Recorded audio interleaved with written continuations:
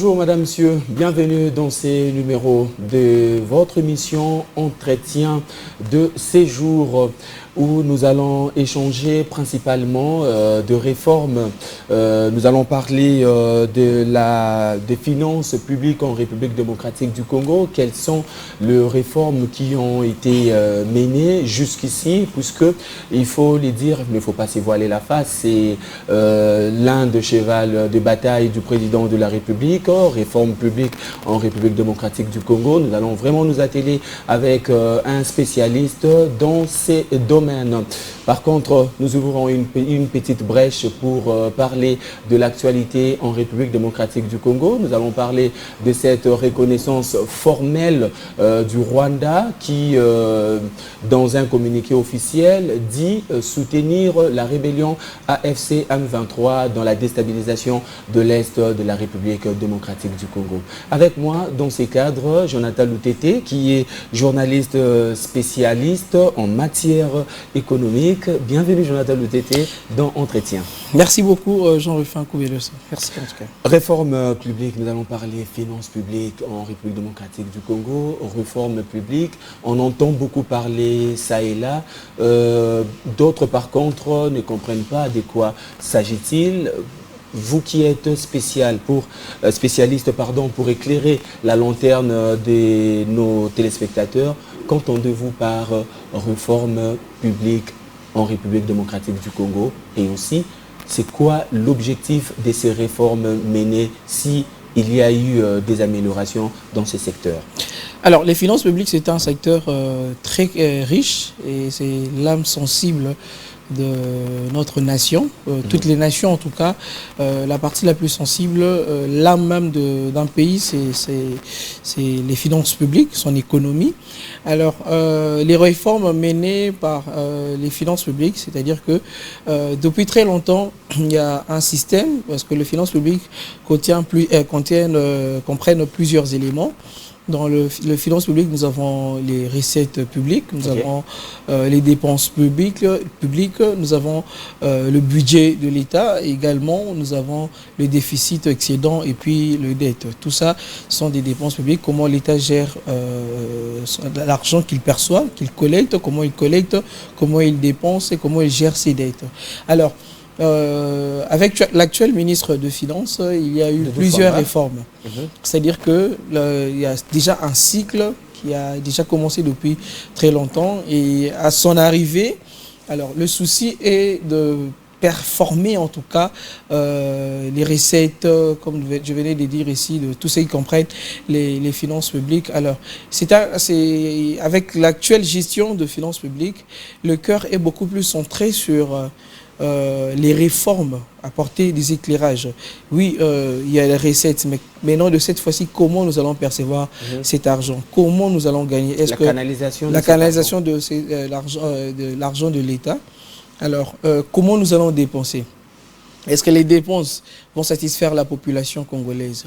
Alors, comment nous allons faire? Alors, pour commencer dans les réformes, il faut d'abord avoir deux éléments prioritaires. D'abord, c'est comment rebâtir et restaurer la confiance du gouvernement afin de pallier et résoudre certaines inquiétudes de l'avenir, mais également, non seulement l'inquiétude de l'avenir, mais l'engagement de l'État.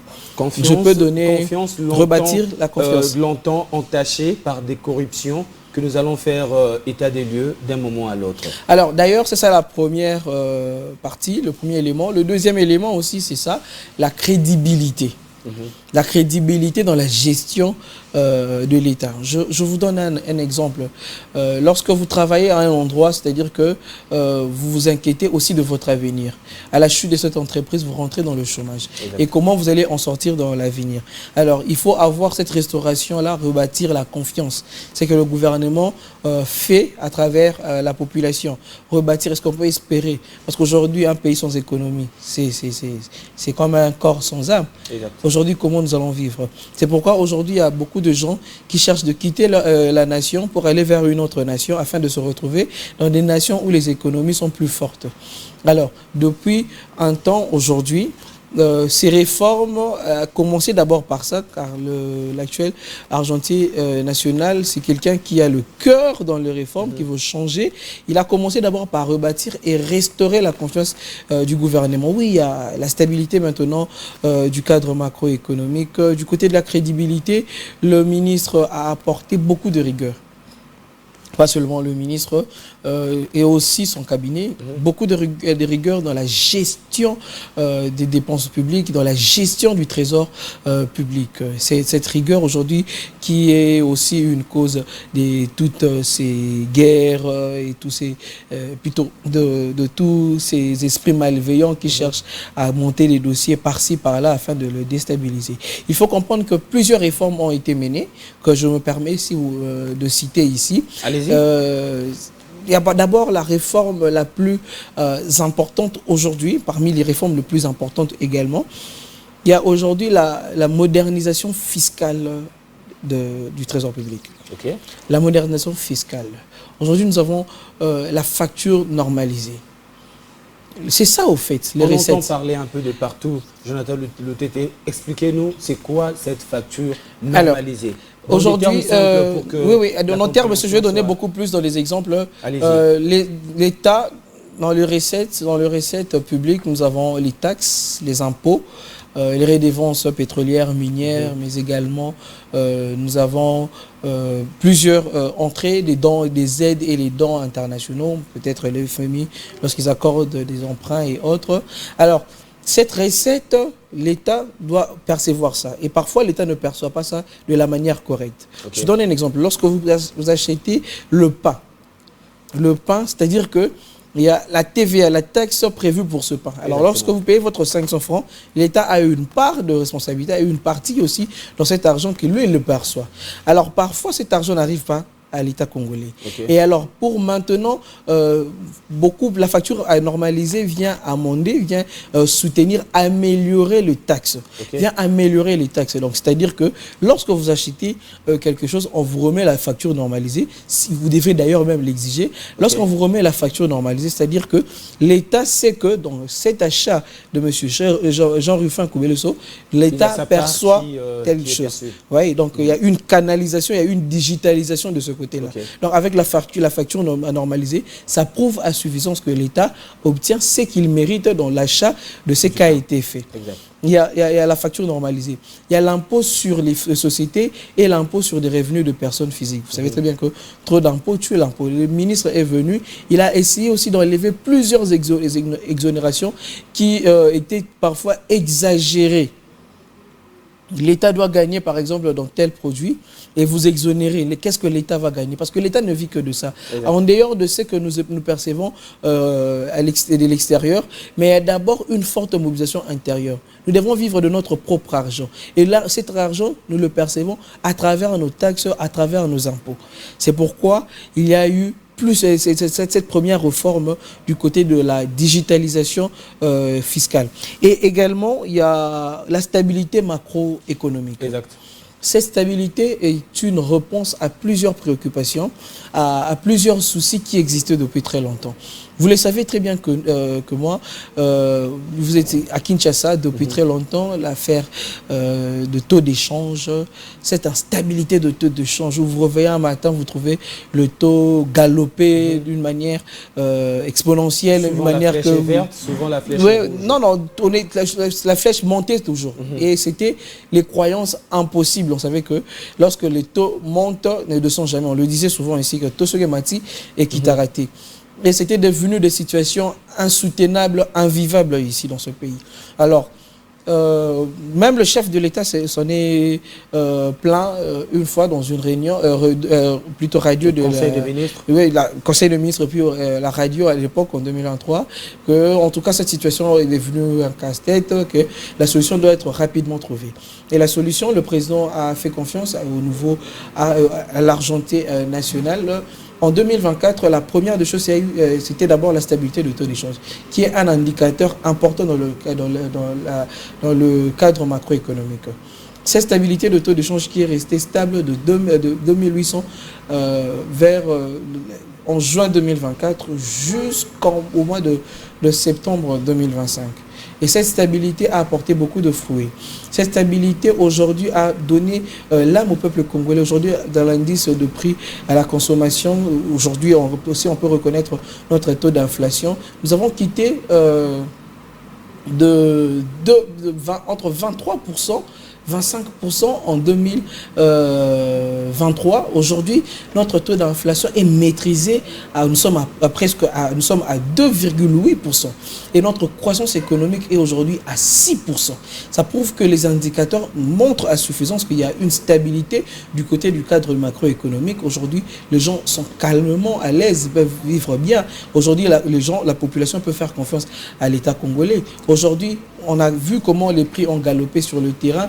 Aujourd'hui, avec la stabilité du taux de change, avec la stabilité du cadre macroéconomique, aujourd'hui, le taux d'inflation aussi est maîtrisé. Tout est aujourd'hui stable. Stabilité du cadre macroéconomique, vous le dites, mais il faut aussi le dire dans un autre sens. Le Congolais a eu à perdre son pouvoir d'achat quand on voit que le taux de dollar a eu à baisser, mais par contre, le pouvoir d'achat de Congolais se volatilise le jour. Comment comprendre qu'il y a eu des réformes dans ce sens, mais qu'il y a aussi cette perte du côté pouvoir d'achat de la population? Alors, le taux de change a d'abord été maîtrisé. Et cette stabilité a apporté beaucoup de fruits. C'est-à-dire qu'avec vos 10 $, vous gardez d'abord le même dépense. Alors, il y a un fait que nous devons reconnaître, cette appréciation de franc congolais apportée par la politique monétaire qui est dirigée par la Banque centrale a été, en tout cas de manière très brutale. Très brutale, qui pouvait apporter plusieurs conséquences. Cette appréciation aujourd'hui, parce que pour avoir aussi cette stabilité monétaire, il faut aussi une coordination. Cette stabilité de taux de change, il faut une coordination entre la politique budgétaire menée par le gouvernement, par le biais du ministre des Finances, mais également de la politique monétaire du côté de la Banque centrale. Et cette politique aujourd'hui, avec cette initiative de la politique monétaire, de créer cette appréciation, parce que l'appréciation, c'est une bonne chose. Vous appréciez votre monnaie face à une monnaie ou soit une devise étrangère. Ça, c'est une bonne chose. Notre monnaie nationale locale prend de la valeur face à d'autres monnaies. Mais elle a été faite de manière très brutale, à près de 30%. Donc on peut dire que ce n'était pas préparé. Non, c'était bien coordonné. D'abord, il y avait une bonne coordination, il y avait une stabilité avec la nouvelle politique monétaire qui ont préféré faire une appréciation. Elle a été brutale, nous le reconnaissons, elle a été brutale. Et cette brutalité aussi a essayé un peu d'handicaper certaines parties du pays. Mais aujourd'hui, lorsque nous voyons notre taux d'inflation, ça prouve que notre indice de prix de la consommation est quand même stable et maîtrisé. Donc, c'est-à-dire qu'aujourd'hui, les choses avancent calmement. Et aujourd'hui, petit à petit, le travail aussi se fait afin que la population congolaise se retrouve. Autre réforme, nous allons parler aussi de recettes, puisque nous parlons de recettes, de recettes du côté de recettes pétrolières. Parce qu'il y a eu plusieurs réformes. Il y a eu baisse du pétrole par 2 fois. 2 fois d'ailleurs. D'abord, je parle d'abord de recettes. C'est que l'État est en train de collecter. D'abord, il faut savoir qu'à l'arrivée de nouveau argentier national, il a commencé d'abord par payer plusieurs des titres et pertes et des manques à gagner des entreprises pétrolières. C'était à près de 282 millions. Ces dettes ont été épurées. Et maintenant, avec plusieurs réformes de manière fiscale et autres, aujourd'hui, les recettes pétrolières passent de 4 milliards à 79 milliards. C'est une grande avancée. C'est une grande avancée. Monsieur Jean Rufin, lorsque vous gagnez déjà 100 par mois et que vous quittez de 100 $, par exemple, à plus de 1000 $, c'est-à-dire que ça a eu une grande avancée. Il y a eu une stabilité du côté de recettes. Et c'est aussi une forme de valeur que le gouvernement, le ministre donne aussi à sa population. Parce qu'aujourd'hui, vous savez très bien que depuis cette arrivée, on avait connu avant des grandes crises de grève avec des pétroliers, des problèmes avec des pétroliers. Aujourd'hui, les prix stables avec aujourd'hui cette stabilité de taux de change, avec cette nouvelle appréciation, nous pensons que les choses ensemble, le ministère de l'économie travaille pour que le prix baisse afin que la population puisse en bénéficier. Alors, il y a aussi la notation de crédit. Allez-y. Alors, la notation de crédit sont des indicateurs qui prouvent que... Là, c'est dans des réformes menées, dans pour les être réformes clair. menées, les notations de crédit est faite par des agences internationales comme Moody's, comme Standard & Poor's. Et ces agences ont donné de notes. Et la note pour la RDC, elle est B- stable, avec perspective positive. C'est-à-dire que M. Jean Rifin, on peut vous évaluer. On dit, est-ce que M. Jean Rifin, est-ce qu'il est crédible qu'on puisse le prêter? Est-ce que M. Jean Rifin, vraiment, on peut lui donner de l'argent? Alors, on va essayer un peu d'examiner, voir son cadre macroéconomique. On va voir plusieurs indicateurs. Est-ce que M. Jean Rifin, est-ce qu'il paye selon les échéances? Est-ce qu'il respecte sa parole? Est-ce qu'il a cet argent-là qu'il est en train de chercher? Puisqu'on ne veut pas gagner 1 000 $, vous cherchez à avoir 1 million que vous aurez du mal à rembourser. Vous comprenez? Alors, tout ça, cette notation a vu la crédibilité, a vu la responsabilité dans la manière et gérer notre finances publiques, nos finances publiques. Aujourd'hui, ils ont donné une notation, c'est-à-dire que nous sommes des personnes crédibles pour être prêtées. Okay. Nous sommes à B- stable, avec une perspective positive. Nous faisons que avancer. Ça prouve qu'il y a aussi des avancées, dans ces secteurs. Alors, aussi une grande réforme depuis l'arrivée de ce gouvernement, nous savons très bien, il existait ce qu'on appelait les finance gates, les marchés des DTE. Lorsque vous allez à des gens qui coopéraient, non, vous voyez, il faut me payer, c'est autant, je vais vous donner un DTI, on va faire ceci, on va faire ceci. Mais il y a des témoignages qui certifient que le système existe toujours. Est-ce que vous avez eu à éradiquer ces systèmes sur le marché? C'est d'ailleurs un élément de mes enquêtes et c'est un élément fort au fait de ce ministère. Lorsque le ministre est arrivé, il a quand même dit lui-même que la première de réforme, c'était de mettre fin à cette pratique malveillante qui existait depuis une belle lurette, depuis très longtemps.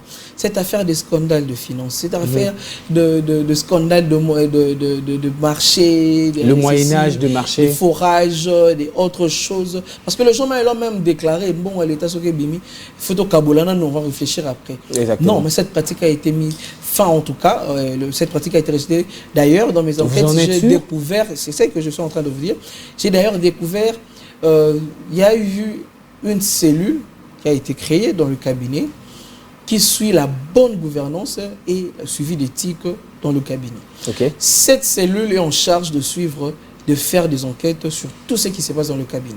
Que personne n'influence même un dossier de manière extérieure ou intérieure dans le cabinet. Et lorsqu'on vous apprend même par soupçon, on vous met à la porte. Et cette chose, cette affaire, moi je l'ai vérifiée, j'ai vécu. Il y a plusieurs personnes qui ont quitté le cabinet. Qui ont quitté ce cabinet parce qu'il y a eu des soupçons, parce qu'il y a eu ces jeux-là.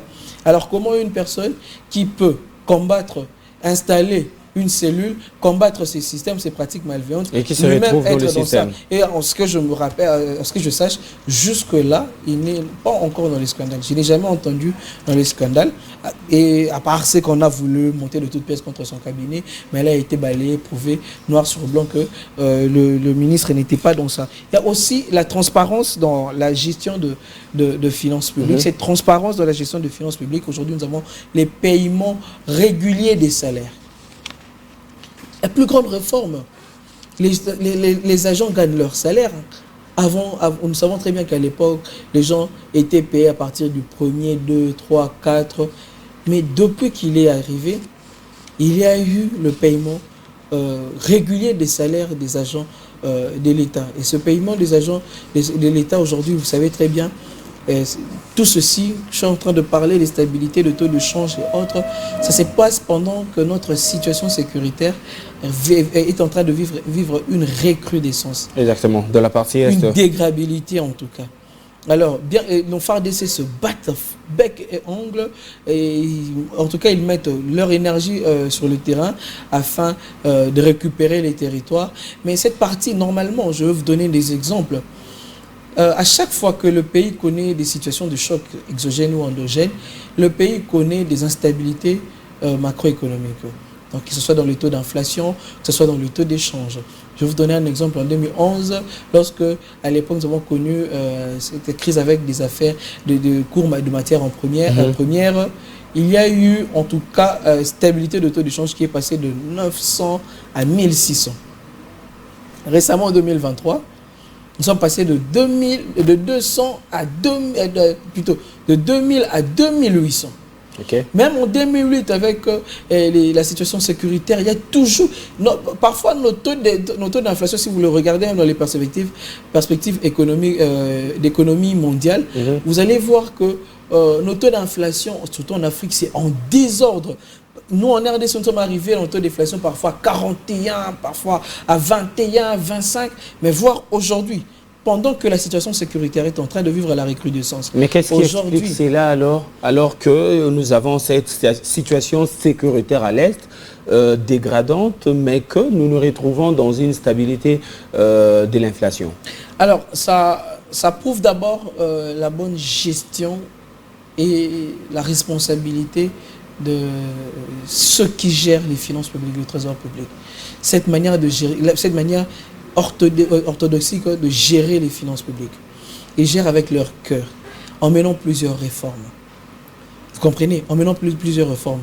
La situation sécuritaire consomme à notre gouvernement, plutôt au budget national, près de 30%. Bien que ça consomme, les gens sont payés chaque fin du mois, sans aucune raison. Chaque fin de mois, les gens sont payés, les institutions sont payées. Mais il y a eu grogne, Jonathan Lutete, où les enseignants ont eu à marcher, bon pas marcher, mais ils ont eu à manifester leur desiderata, les professeurs, il y avait même les fonctionnaires de l'État, ça partait dans tous les sens, ils ont eu à passer les nouvel an sans être payés. Il y a eu ceux-là qui ont été payés, mais d'autres pas. Comment expliquez-vous cela alors que vous parlez de la stabilité de notre macroéconomique et de notre monnaie, surtout de cette baisse du taux d'échange? Alors, aujourd'hui, à ma connaissance, il y a au moins, je peux dire, une paye du côté de fonctionnaires. Ils sont payés à l'heure actuelle? À l'heure, tel que nous sommes au mois de janvier, la paye avait déjà commencé, les fonctionnaires sont payés. Ils sont tous payés. Et en parlant même des enseignants, vous avez vu que cette rentrée scolaire n'a connu aucun problème. Il n'y a pas eu cette affaire qu'on connaissait, Moudi 1, 2, des grèves et tout ça. Récemment, le ministre le ministre des Finances a rencontré le ministre de l'Éducation nationale. Il a même rencontré le syndicat des enseignants congolais. Vous avez vu que ils ont bien parlé. La demande des enseignants sur la hausse de leurs émoluments, le gouvernement répond favorablement. Et aujourd'hui, il y a eu une accalmie. Même à la fin de l'année, aujourd'hui, nous avons commencé une nouvelle année. Tout se passe bien, il y a eu la rentrée. Il n'y a plus de grève. Je ne sais pas si vous avez entendu la grève du côté des enseignants. Et aussi, mais il y a quand même de grogne. Mais la grogne, c'est normal. Vous reconnaissez ça au moins. La politique budgétaire connaît une pression sociale. D'abord, la pression sociale vient de ceux qui cherchent à avoir des factures. Il y a des gens qui cherchent à être payés. Il y a aussi la recrudescence sécuritaire dont on doit payer les militaires et autres, acheter des matériels, mais également aussi ce qu'on appelle l'investissement. Nous devons investir avec nos recettes. Nous parlons ici de recettes. Exactement. Aujourd'hui, nos recettes publiques, aujourd'hui, nous avons atteint, le ministère des Finances a atteint plus de 10 milliards de recettes contre 4 milliards qui a été perçu à l'époque de Matata Ponyo. Matata Ponyo collectait seulement 4 milliards. Mais actuellement, avec le ministre des Finances, la collecte se fait de plus de 10 milliards et avec une perspective qu'en 2026, qu'il y ait 12 milliards. 3 fois même ce que Matata Ponyo percevait. Matata Ponyo qui passait dans une chaîne internationale, qui parlait du leadership et parlait de la gouvernance, fustigeait la gouvernance actuelle et le manque de leadership, où il a eu à faire allusion à sa gouvernance avec un budget de 4 milliards. Il a eu à créer des entreprises aujourd'hui en faillite. Vous dites le contraire de ce que Matata Ponyo a eu à dire. Alors, Matata Ponyo, il faut faire une différence entre les capitaines de eaux douces et de eaux troubles. C'est pendant les eaux troubles qu'on reconnaît un bon capitaine. On ne veut pas être capitaine, on est en train d'être sur une rivière calme. C'est dans les eaux troubles qu'on reconnaît un grand maître. Je vous donne un exemple sur Matata Pognon. Je parlais ici, il est arrivé entre 2010, je crois, entre 2010 et 2011, après son arrivée en tant que Premier ministre, même quand lorsqu'il était ministre des Finances, il y a eu instabilité du cadre macroéconomique. Il y a eu, même avec la situation sécuritaire à l'époque, lorsqu'il y avait l'arrivée de AM23, notre taux d'inflation était à combien? Nous sommes arrivés à plus de 20%. Voire même, nous sommes arrivés à 41%. Lorsqu'il est parti, il a laissé le taux à combien? En 2016, après son départ. Avant même son départ, le taux était à combien? Il n'a pas pu maîtriser la crise de cours matières premières. Et il a géré pendant des périodes où il a eu beaucoup plus de facilité, que ce soit sur la coopération internationale. Aujourd'hui, actuellement, les finances publiques sont gérées de manière très responsable. Je parle de la situation sécuritaire. Un choc dans 65 années durant, aucun gouvernement, aucun ministre n'a pu maîtriser cette situation. Aucun ministre. Parce que lorsqu'il y a cette situation sécuritaire, il y a des dépenses urgentes. Exactement. Il y a des dépenses urgentes où nous devons acheter des matériels, être réactifs, être forts sur le terrain, réagir à tout moment. Vous comprenez? Lui, dans sa période, il n'a pas pu gérer ça. Il n'a pas pu accalmer ça. La croissance économique était à combien à son époque? Aujourd'hui, la croissance économique, elle est stable. Donc, vous faites mieux que la période Matata Pognon. Je vous dis aujourd'hui, moi je pense que ceux qui gèrent actuellement sont plus de génies et ils ne peuvent même pas se comparer à eux. Je vous donne un exemple même de recette. Nous sommes pendant la situation de guerre. Non, mais la situation actuelle est bien pire qu'à l'époque. Aujourd'hui, les territoires sont pris plus d'une année aujourd'hui. Que certains territoires sont entre les mains des ennemis. Des territoires qui pouvaient aussi nous apporter beaucoup plus dans les recettes publiques. Et lui, il le faisait à l'époque avec tout ce qu'il avait. Un capitaine aux eaux douces, à l'époque, il ne percevait que 4 milliards. Aujourd'hui, avec le propre effort de peuple congolais qui s'associe à ce gouvernement, avec le ministre des Finances, récolte près de 10 milliards de dollars et pense faire 12 milliards l'année prochaine. C'est quelque chose à féliciter. Pendant qu'il y a cette situation de guerre, pendant qu'il y a tout ce mouvement, l'État s'en sort quand même. Et donc, ce n'est pas un exemple aujourd'hui. Aujourd'hui, dans les réformes même que a mené le ministre, il y a ce qu'on appelle la réforme du compte unique de trésor pour associer que tout argent soit perçu de la manière la plus bonne, en tout cas. Il y a eu la priorisation et efficacité des dépenses publiques. À l'époque, on a vécu des urgences. Il y a eu même aujourd'hui, actuellement, je parlais des investissements. Il y a eu aujourd'hui, le gouvernement est en train d'investir. Vous voyez comment à Kinshasa, les routes sont construites. Les aéroports.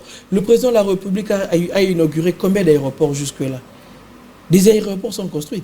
Il est venu d'ailleurs trouver même des investissements qui n'en valaient même pas la peine. Des investissements où on préfère payer 500 millions pour une salle. Avoir par exemple Kinshasa Arena qui jusqu'aujourd'hui peine à être achevée alors que cette infrastructure a eu à engloutir plusieurs millions de dollars, on pourrait dire que cette image d'antan demeure toujours jusqu'aujourd'hui. Non, mais le ministre, je crois, il avait bien parlé de ça. Il avait bien expliqué sur la situation de l'ARENA et autres. Il y avait eu des exonérations. Il y avait eu. Selon le ministre, il devrait d'abord asseoir le dossier, examiner ça. Vous voyez, Monsieur Jean Rufin, je vous donne un exemple. Je vous donne vraiment un exemple. Aujourd'hui, cette situation des embouteillages, ça pénalise. Exactement. Ça peut même la vie sociale et la vie professionnelle de certaines personnes. Qu'est-ce qu'il faut résoudre d'abord? N'est-ce pas que d'abord vous permettre d'arriver à temps au travail, d'avoir une vie sociale calme et à l'aise, que d'investir sur quelque chose qui va plaire juste à une partie de personnes. C'est un projet important que le ministre ne néglige pas. Il y avait d'abord réexamination de ce projet. Okay. Il y avait, parce qu'il y avait, on parlait ici des exonérations. Vous voyez, il y avait certaines exonérations dans ces dossiers et tout a été en tout cas traité et les travaux avaient déjà repris. Et c'est pas quelque chose qui va finir en une journée ou soit en une année, plutôt en un mois. Ce sont des choses que le ministre est en train de faire et qu'il est en train de construire, d'avancer petit à petit. Vous venez tantôt de faire allusion sur la transparence. Moi, j'ajouterai la redevabilité budgétaire. Comment elles ont été menées et comment cette transparence et surtout cette redevabilité budgétaire ont été promulguées ou ont été mises à la disposition des populations pour qu'aujourd'hui les populations du Congo puissent mieux comprendre et appréhender ces réformes menées dans ce sens de la transparence et de la redevabilité budgétaire. Alors, la transparence et la redevabilité budgétaire, ça se voit d'ailleurs aujourd'hui. Le ministère communique à tout moment. Communique. Les gens pensent qu'il est en train de faire une communication de plus, mais il est en train d'informer la population de savoir ce qu'il est en train de faire. Lorsqu'il parle vers la fin de l'année qu'il y a eu près de 104,8% de recettes, plus que les assignations prévues. Ils ont prévu avoir 22 milliards, mais ils ont perçu plus de 23 milliards. Je vous dis aujourd'hui, les collectes sont à plus de 10 milliards. Ce sont des chiffres à vérifier, même sur Internet, vous pouvez l'avoir. Il y a eu une transparence. C'est connu de tous. C'est connu de tous. Et aujourd'hui, cette redevabilité, il a été présenté, le budget annuel, examiné, parce que l'autorité budgétaire, c'est l'Assemblée nationale, plutôt le Parlement.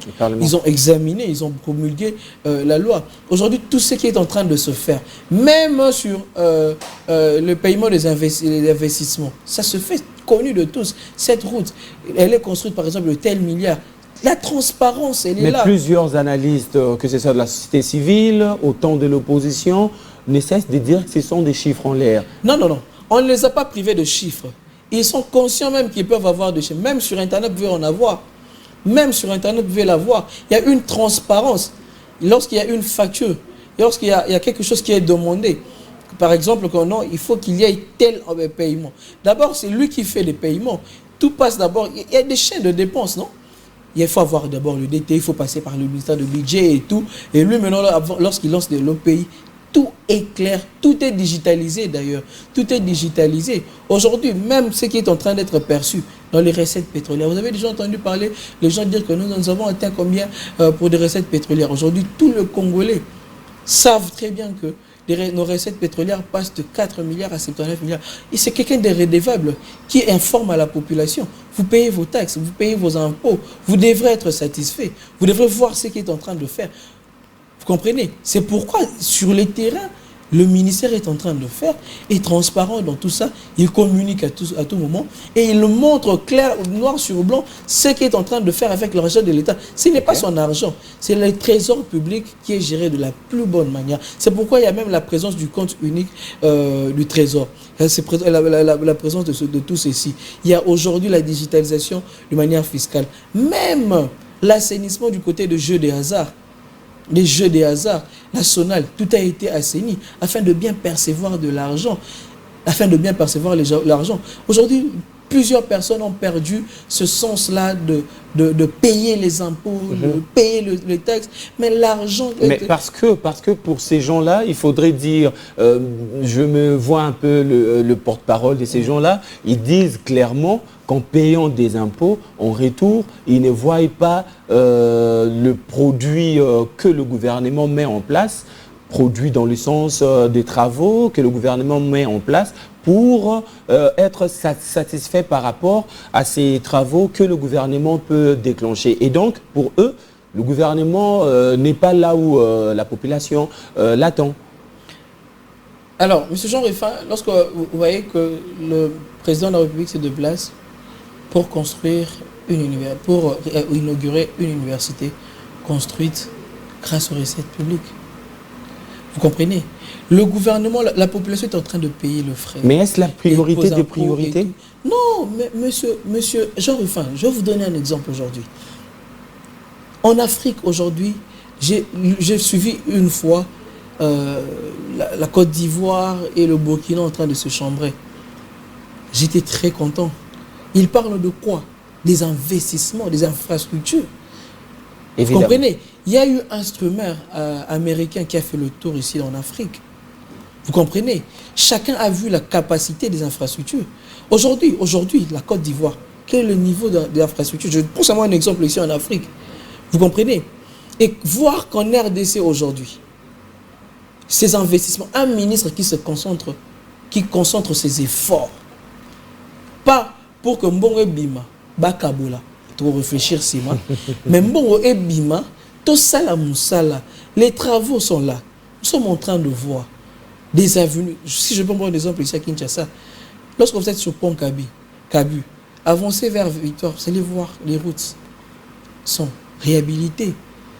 Allez à l'intérieur des routes de Kalamamouji, même à Isiro, même dans le Katanga, dans le Grand Katanga, même ici à Kouilou, au Congo central également, les routes sont construites, les écoles sont construites avec les projets aujourd'hui de PDL 145 territoires. Ils sont financés. Vous comprenez? Ils sont financés. Les aéroports aujourd'hui. Le président avait inauguré à Bangoka, au Kolwezi, des aéroports. Tout ça se fait pendant que la situation sécuritaire qui est en train de vivre une recrudescence. Là-bas, le gouvernement travaille afin de percevoir de l'argent, de récolter de l'argent et aussi sur le terrain, de payer ça. Et on est en train, le ministre est en train de canaliser le recette parce qu'il sait qu'en canalisant le recette, pour lui, aujourd'hui, même le taux d'échange, ce sont des choses que même les prix Nobel et les sages, les éminents professeurs d'économie, les éminents économistes ont écrit sur un livre aux frontières. Ils ont bien détaillé que ce sont des questions d'hier, des questions résolues. Les taux d'échange, est-ce qu'on peut en parler aux États-Unis et dans d'autres pays développés? Aujourd'hui, c'est la première des choses. C'était une petite chose que hier, les gens n'arrivaient même pas à résoudre. Que les gens ont trouvé, ils sont... Et imaginez vraiment que quelqu'un, un ministre à l'époque de finances, passe à la télévision, parle des mesures prises afin de stabiliser le taux de change. Mais juste à son arrivée, en un mois, tout a été résolu. Moi, je pense que c'est un génie. Vous venez de faire allusion autant de fois sur la digitalisation, surtout en matière des finances publiques. Aujourd'hui, pensez-vous qu'il y a en place une digitalisation qui maîtrise mieux les finances publiques pour contribuer à réduire la corruption, puisqu'il faut le dire, c'est un fléau qui gangrène la société congolaise et surtout qui gangrène l'administration congolaise. Que faites-vous par rapport à cette digitalisation pour qu'aujourd'hui cela puisse apporter des fruits dans la corruption et dans la lutte contre le véreux de l'administration congolaise? Alors, M. Jean Rufin, la plus grande chose que le ministre a fait, en tout cas, c'était ça. Vous voyez, en créant plusieurs stratégies. Il y a des logirades, il y a des copyrap, logirades, plusieurs moyens. Vous comprenez? Même dans l'OPI, quand il y a un paiement, c'est informatisé. On sait très bien que M. Jean Rufin a reçu tel montant avec telle précision dans tel compte. Vous comprenez? Tout ça, c'est parce que le ministre veut canaliser des recettes avec la facture normalisée. Vous comprenez? À la facture normalisée, qu'une fois que vous payez, quand vous remettez la facture, l'État est en train directement de percevoir. Donc, tout ce moyen, tout ce système, tous ces matériels sont mis à la disposition de la population afin de vivre calmement. J'ai vraiment envie de savoir, est-ce que, disons ça ainsi, nos mamans qui vendent dans des marchés, nos mamans qui vendent le ndunda, comment elles feront pour cette facture normalisée? Alors d'abord, c'est puisque c'est les digitales. Oui, il faut s'adresser, c'est une affaire de la DGI, et le ministère de Finances qui sont en train de mettre à la disposition de la population congolaise de tout ce matériel-là de la facture. Y aura-t-il des formations?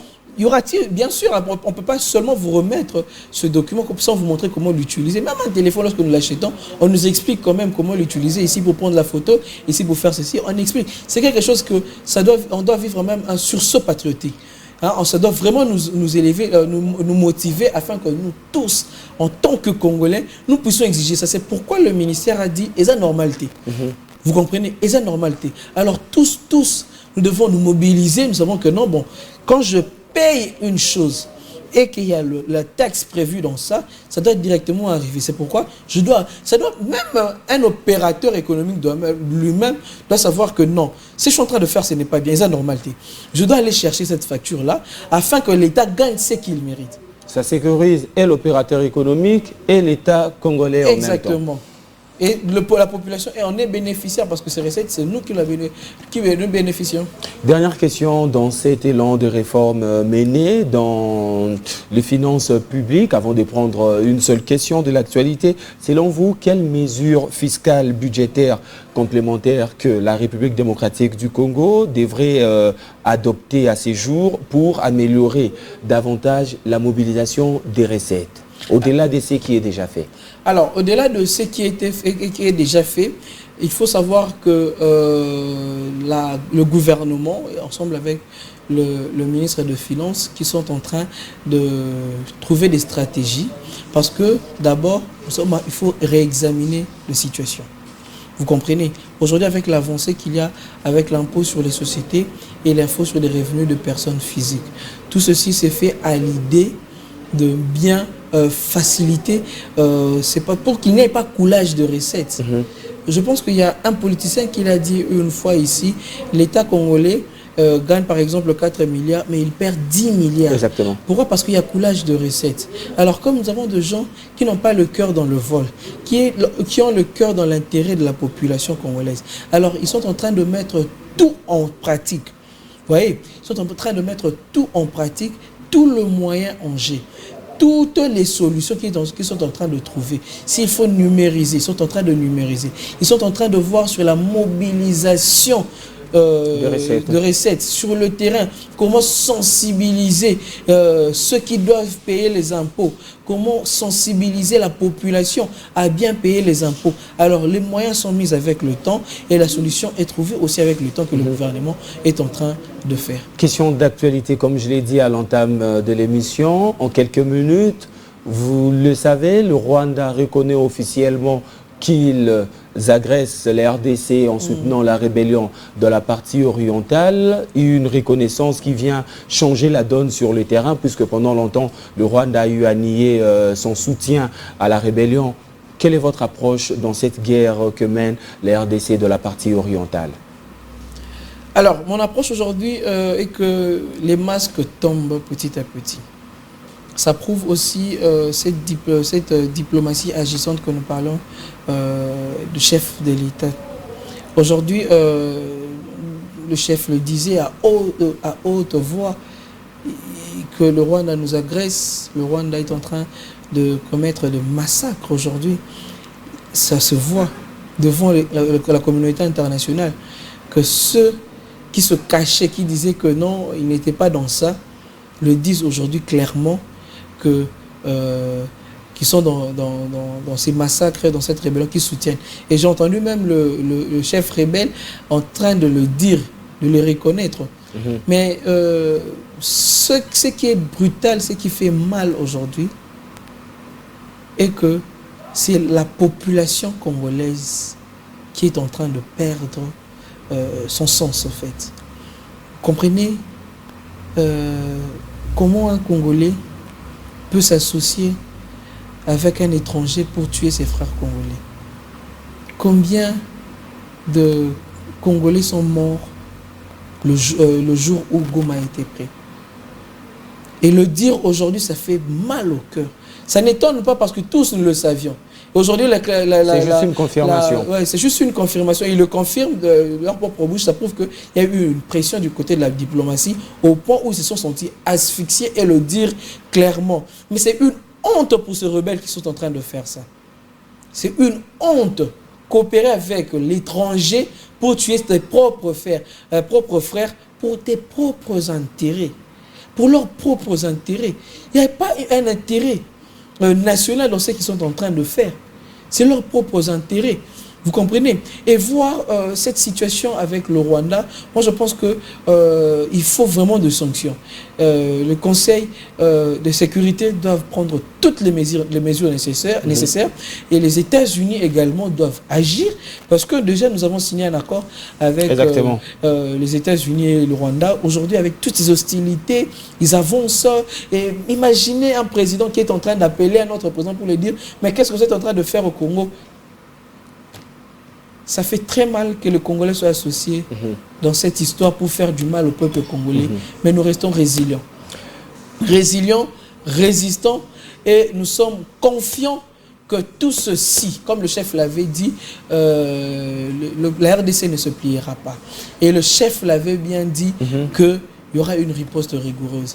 Et nous savons que les FARDC sont forts sur le terrain et nous croyons beaucoup à nos FARDC et nous espérons qu'ils vont vraiment réagir et tout ceci sera résolu. Mais c'est vraiment honteux pour cette nation qui est une nation voisine et estime entre aujourd'hui associés pour nous faire du mal. Et que les Congolais aujourd'hui, certaines personnes qui s'estiment être Congolais s'associent à ces gens pour faire du mal à la population congolaise, en tout cas, ne mérite aucun respect même de ma part. Jonathan Lutete, l'émission prend fin en 30 secondes. Je vous laisse le dernier mot. Alors, le dernier mot, j'aimerais seulement dire que aujourd'hui, le Congo doit être fier. Vous savez, le frère Branham a dit, lorsque vous trouvez déjà un serviteur qui vous conduit jusqu'au baptême du Saint-Esprit, sachez-le bien que il faut s'attacher parce qu'il va vous conduire encore plus loin. Cher Jean Ruffin, il faut savoir qu'aujourd'hui, le chef de l'État a trouvé la perle rare qui gère bien les finances publiques. C'est comme vous et moi. Lorsque nous trouvons un bon gestionnaire d'économie, un bon gestionnaire qui gère très bien nos affaires, qui gère très bien nos finances, qu'est-ce que nous allons faire? Tant mieux s'accrocher. Il y a eu au Mozambique, ils ont trouvé un Manuel Chang. Ils ont gardé ces Manuel Chang pendant 10 ans parce qu'il a bien géré le trésor public. Ils ont trouvé au Royaume-Uni Gordon Brown. Ils ont gardé plus de 10 ans parce qu'il gérait très bien les finances publiques. Trevor Manuel en Afrique du Sud, on l'a gardé pendant très longtemps parce qu'il gérait très bien les finances publiques. Wolfgang Schäuble en Allemagne, il a bien géré les finances publiques. Il y en a plusieurs qui ont bien géré les Manuel. Il y a eu Tarman au Singapour. Et ces gens-là, la nation, ils ont en tout cas honoré la nation. Moi, je pense qu'aujourd'hui, la nation congolaise doit être fière de ce ministre que nous avons. Et le chef de l'État qui hier se préoccupait de cette situation de taux de change aujourd'hui, tout ceci est résolu. Et quelqu'un qui gère avec rigueur. Parce que tout ceci, lorsque nous voyons des notations de crédit, lorsque nous voyons le taux d'inflation, la stabilité de taux de change, ça prouve vraiment comment la population a trouvé la reste publique a bien géré. Et qui, selon vous, évidemment. Oui, c'est ça, oui, c'est vraiment ça. Merci beaucoup, Jonathan Lutete, journaliste spécialisé en matière économique, d'avoir répondu à toutes nos questions. Merci aussi à vous, madame, messieurs, fidèles auditrices, auditeurs, téléspectateurs, téléspectatrices et surtout internautes, d'avoir suivi Entretien de ces jours. Nous allons revenir prochainement avec une nouvelle thématique et surtout, nous allons parler de la République démocratique du Congo. Portez-vous bien dans vos demeures.